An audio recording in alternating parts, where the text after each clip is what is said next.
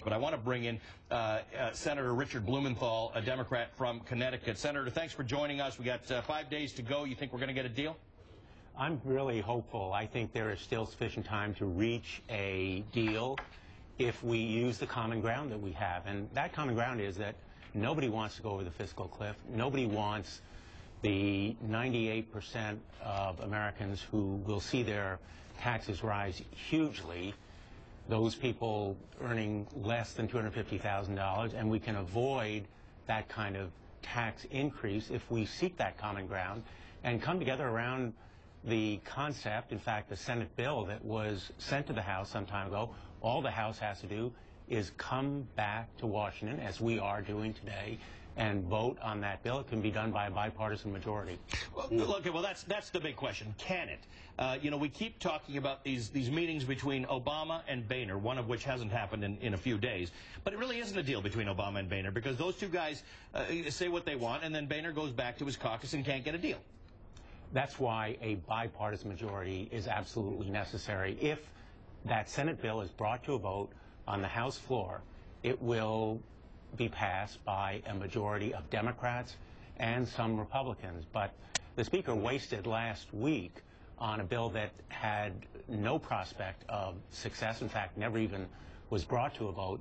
And now we're down to the last few days.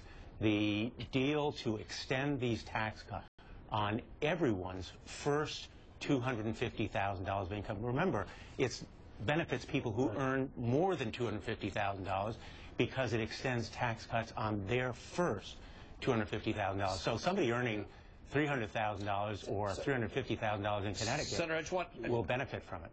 I always want Ron Brownstein to ask a question. Senator, let me play devil's advocate here and ask you. When those tax cuts were originally passed in 2001, virtually every Democrat in the House and Senate voted against them. Why do you think it is appropriate to permanently extend the Bush tax cuts for for families under $250,000 in the long run? Do you believe, at a time when the number of seniors is going to double over the next 30 years, with all the budget pressures that implies, that the government can be funded by making the Bush tax cuts permanent on people making $250,000 or less?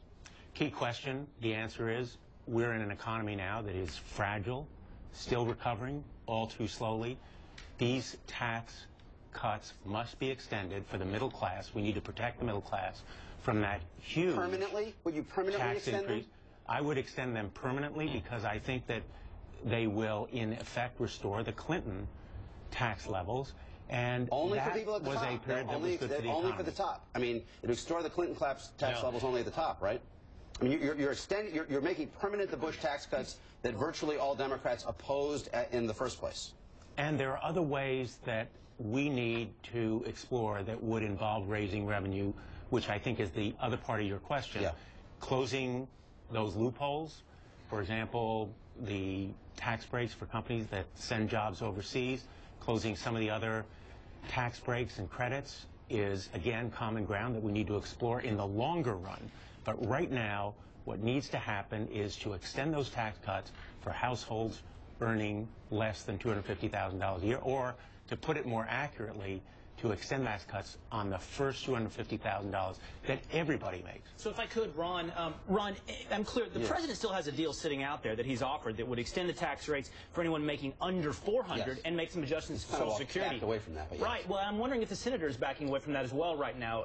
Are you and the Democrats in the Senate suggesting that is not something you're interested in? You're only interested in the bill you've already passed in the Senate that extends tax rates for those under $250,000.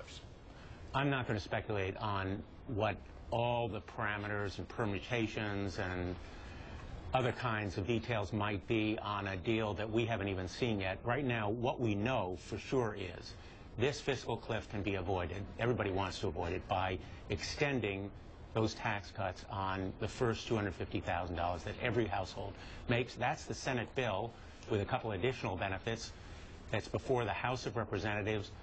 John Boehner should bring it to the floor for a vote.